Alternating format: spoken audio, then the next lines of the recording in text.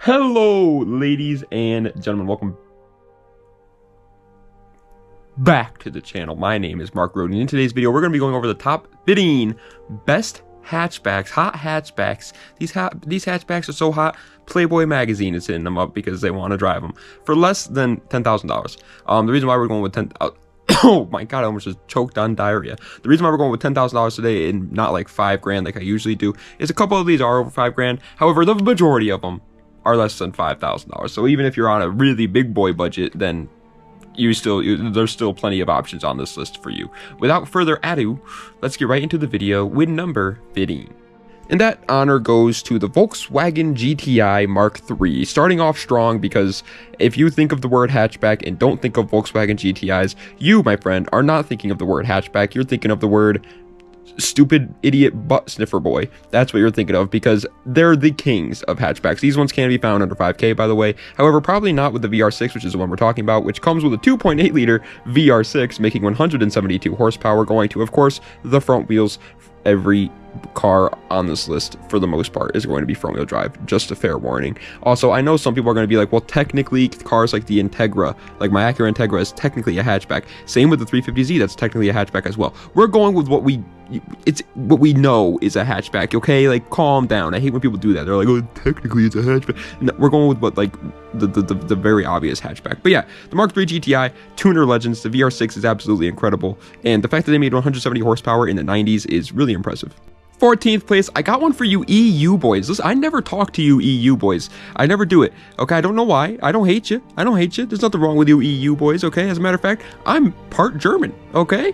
Which probably explains my crippling addiction for BMWs, but that's besides the point. I love you EU boys, but I never talk about you. It's a BMW 135i. We don't really have these in America. I mean, we do, people import them, but for the most part, we don't.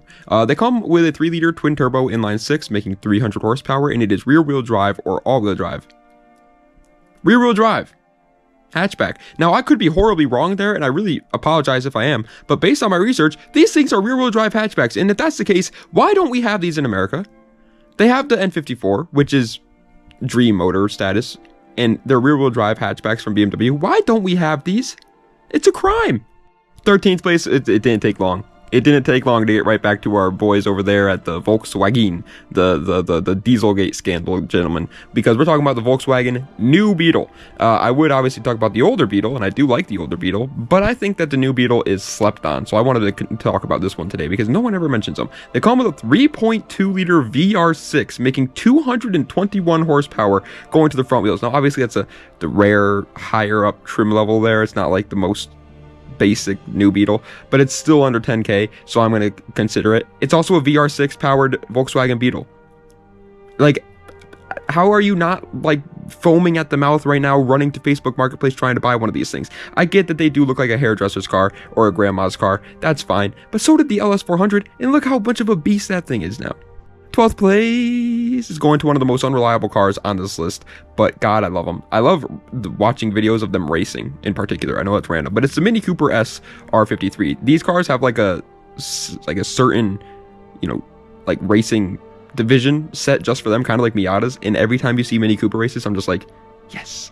It's awesome. They come with a 1.6 liter supercharged inline-4, making 170 horsepower. Yes, a supercharged inline-4, it's going to the front wheels. Yes, a supercharged inline-4 sounds impressive, and it's 170 horsepower out of such a lightweight car is obviously like, wow, that makes me really excited. And they do look sporty. Like, people used to make fun of these cars back in the day because they're Mini Coopers. Like, men don't drive mini cars, but nowadays I feel like most people are over that hump, and now we can appreciate what this thing is. But unfortunately, the supercharged inline-4 does tend to have some issues. It's a British car. What did you expect? 11th place is also a car that apparently tends to have some issues, but it's honestly like, this is just like the Italian Mini Cooper. It's the Fiat 500 Abarth. There was one, I went to a car meet one time, and there was one there with like a straight pipe, and he was revving the crap out of it, which was a little annoying, but he was doing it, and these cars sound way cooler than you expect them to. They come with a 1.4 liter turbocharged inline-4, making 157 horsepower, going to the front wheels. A 1.4 liter. Now, obviously, since it is such a small displacement number, you're not going to gain insane horsepower numbers out of this car, but it's also a lightweight car. You don't need insane horsepower numbers out of it. And again, you're not I feel like most people aren't buying a Fiat 500 to tune it, you know what I mean? They're probably just buying this thing because they like the driving aspect of it. It's a lightweight car, and it does that incredibly. It also sounds really, really good. Like I said before, it does. It's a surprisingly good sounding car. Breaking its way into the top 10. I feel like I haven't talked about this car in decades, and I used to talk about this thing all the time. I've only been doing YouTube for like 4 years now, but I still haven't talked about it in decades because it's a Subaru Forester SG, the second generation of the Forester. The first gen is pretty much the same exact car, so if you're really on a budget, those are cheaper, so might as well just go with one of those. But I like the SGs, it looks a little bit better. They come with a 2.5 liter flat 4, making 165 horsepower, and it's all-wheel drive, which is at least different from the front-wheel drive cars, and that gives you the option of making it rear-wheel drive, which is obviously really cool. Obviously, I guess you could, if you had all the money in the world, all the time in the world, all the knowledge in the world, turn a front-wheel drive car into a rear-wheel drive car as well. But you know what I mean. It's relatively easy to turn this into rear-wheel drive, which is cool. I've seen videos of Subaru Foresters drifting, and that's amazing. Yeah, the reliability is questionable once you add a turbo, but who cares? It's cool. But you know what's not questionable in terms of reliability? Franklin. Oh, do you know what it is, Franklin? It's a Honda. In particular, the Honda Fit 2nd generation. The first gen is cool as well, but I like the 2nd gen better. I'm sorry. I know people are like gonna hate me for that because for some reason the fit enthusiasts are like, they love the first gen. They do not like anything except for the first gen. I think the 2nd gen is cooler in every way. They come with a 1.5 liter inline 4, making 117 horsepower, and they are front wheel drive. Obviously, this is probably like the slowest. It's not the most high performance car on this list. Clearly, it's 117 horsepower. Little inline 4, naturally aspirated Honda Fit. Like, you're not going to be winning any races in this thing anytime soon. But since it is a Honda, the tuning potential is there. The reliability is really there. The gas mileage is obviously there because it's a hatchback. Everything about it fits this video, but it beats the other cars in terms of reliability. It doesn't beat them in terms of performance, but it does in terms of reliability. And again, once you start to get into the tuning world, then it's no holds barred. All these hot hatches nowadays are just tuning beasts. 8th place is going to a car that I admittedly don't know much about. I've never done a lot of research on this whole line of cars, actually, but I know that they're good hatchbacks. The Audi A3, specifically the 3rd generation, is one we're going to talk about. But yeah, I've never been a big A3 boy. I don't know much about the A3, so I could be stupid here for recommending the 3rd generation, but they come with a 2 liter turbocharged inline 4, making 200 horsepower, and it's front wheel drive or all wheel drive. As far as I do know, that's a GTI motor. I think the Mark V GTI motor put into this car, which is a good motor, and everybody talks about, like, praises that motor as a good one, especially for tuning, and reliability's there for sure. And so if that's the case, hey, it could potentially just be an all wheel drive Mark V GTI. That's pretty good. 7th place is a car that has come full circle for me. When this car came out, I hated it. I hated this car more than, I was going to say more than Nazi Germany, but that's not true, obviously. But more than Call of Duty Vanguard Zombies. This car I did not like at all, and now I like it. The Hyundai Veloster Turbo, which comes with a 1.6 liter turbocharged inline 4, making 201 horsepower, going to the frog wheels. That's right. That's right. Obviously, it's front-wheel drive. Every single hatchback in the world nowadays is front-wheel drive. I get it. Okay, they're economy cars turned into a little bit of a sporty. It got a little sporty side, got a little kick to it. But just make 1 or 2 rear-wheel drive. For the love of God, it would be so cool. Obviously, the Hyundai Veloster Turbo, though, it doesn't need an introduction. These are one of the best hatchbacks of all time right now. The looks are definitely questionable. They're device for sure. But in terms of performance, it's second to none. 6th place is going to another Honda, because of course, if you're talking about hatchbacks, you got 2 kings of the hatchback world, Volkswagen and Honda. Honda Civic Si EP3, or the 7th generation Honda Civic Si, is the one we're going with today because I never get to talk about it, and this is a perfect list to talk about it because in my opinion, call me crazy, it's a better car than the 6th gen Civic Si's. No, well, maybe not the Civic Si's, but the Civic hatches. Obviously not the EK Type R hatches, but you know what I'm saying. Car comes with a 2 liter inline 4, making 160 horsepower, and it's going to, of course, the front wheels. It's a Honda, though. The horsepower numbers could be 160, but it'll also be 160,000 with just $10. It's insanely easy to build these cars up. My Integra, I thought I had a problem with it the other day. Silly me for thinking a Honda would give me a problem. How dumb can I possibly be? I went to go work on it. Guess what it turned out being? My tires were bald. That was it. My tires were bald, and that's my fault because I lowered it and it has camber. That's it. Fifth place, you can't go wrong. You can't go wrong. We talked about the Audi A3 third generation and how it's similar. It's like a Mark V GTI, but it's not the Mark V GTI. So you know what is fifth place? The Volkswagen GTI Mark V. That's right, partner, because it's the tried and true. It's the grandfather. It's going to be better in my opinion. They come with a 2-liter turbo inline-4 making 200 horsepower in its front-wheel drive. Again, I'm pretty sure that's the same motor that's in that Audi A3. Mark V GTIs, as far as I know, listen, the GTI community confuses me to the moon, because I was saying, and I've always been under the impression that the Mark V was like the unpopular one, because every time I see people talking about GTIs, they always completely forget the Mark V, or when they do bring it up, they say it's ugly. Okay, so I thought it was the unpopular one, and I made a good, bad, and ugly on it, and I said that in the video, and they were like, this guy's an idiot, it's the most popular GTI, and it got like a ton of likes. Am I wrong? I always thought these were the most unpopular ones.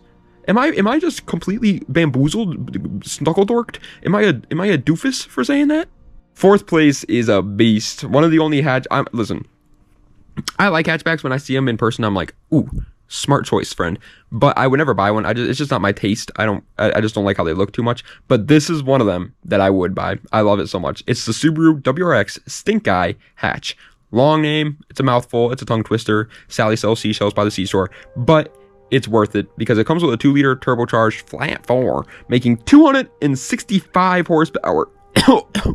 God, there was so much horsepower. I could feel it in my throat. Going to all the wheels. That's insane, obviously, for a hatchback. 265 horsepower is a lot. However, on the other side of it, this car is heavier than the majority of the cars on this list. It's a hatchback, but kind of like a mix. It's kind of like a weird middle ground between a hatchback and a crossover. I know it sounds crazy, but that's kind of the way I look at it. But they're incredible cars. I mean, they're one of my favorite WRXs of all time. These hatchbacks are just absolute beasts. Third place is going to one that I feel like if you're not into cars, this is going to catch you off guard, because it's the Ford Focus ST. These things are truly impressive, and I don't even know how else to put it. I wish Ford still made cool.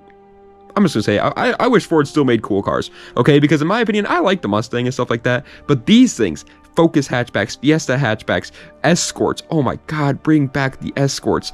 They're so cool. The Focus ST comes with a 2-liter turbocharged inline-4, making 252 horsepower in its front-wheel drive. Again, that's a good horsepower number, but it is heavier than the majority of the cars on this list. But it doesn't matter. The platooning potential is through the roof on these cars. These are like the modern day Civics. People are freaking tuning the crap out of Focus STs. Every Focus ST you see is modified, and it makes sense. They handle it well. But again, it's a hatchback video. You knew it was going to be here towards the top of the list. Second place is going to the Volkswagen GTI Mark VI. Volkswagen GTIs and hatchbacks are they're just the kings of it. Okay, they are the Star Scourge Radon of hatchbacks. They are just the beasts of these cars. The cars come with a 2-liter turbocharged inline-4, making 210 horsepower, and it is front-wheel drive. That's only a 10 horsepower jump from the previous generation of the Mark V, which I always thought was bad. But then somebody enlightened me and was like, GTIs have never been all about horsepower. 200 horsepower is plenty for a GTI. You can get more out of it if that's what you're looking for, but again, that's not what it's meant for anyways. They're a good daily driver that's incredibly fun to drive no matter where you are, whether that's a straight line, whether that's up in the canyons, whether it's in the winter. It's a good car to drive, and it's a good option, and that's exactly what it is. These cars are reliable. They're decently quick. They handle well. They have a good amount of luxury in them too, surprising for an economy car, while still having tuning potential if you want to get it up there. But first place this is total bias coming into play because I just love these cars. It's the Mazda Speed 3. I love the Mazda Speed 3 for multiple reasons. One, I think they look absolutely incredible. They're really gorgeous cars. Two, the tuning potential is through the freaking roof. Every single Mazda Speed 3 you see is going to have a Cobb sticker on the side of it, and it's probably going to be pushing close to 400 horsepower. And number four, actually the fourth reason, is they all came with only a manual. Which is just like, that's so cool. Good, thank you, Mazda. More cars need to do that. Like, only a manual. Like, if you're buying this car, you gotta be a car enthusiast. The car comes with a 2.3-liter turbocharged inline-4, making 263 horsepower, and it is front-wheel drive. That's only 2 horsepower less than the highest horsepower number car on this list, which was a WRX. and it's an older car as well, and they're front wheel drive instead of all wheel drive, so they are lighter. They have more tuning potential. In my opinion, they're more reliable, but I don't know. Obviously, I didn't own either of these cars, so don't quote me on that, but I've heard from people that they're more reliable, and they just look so much better. The Mazda Speed 3 is gorgeous. It's the best hatchback under 10K. But ladies and gentlemen, that is the end of today's video. My dogs are practicing their tap dancing routine up the stairs, so I'm sorry if you heard that towards the end of this the last clip and towards the beginning of this clip. They should stop any second now. I think somebody just got home, and so they're going crazy. They get a little bonkers when someone gets home for some reason, which is amazing.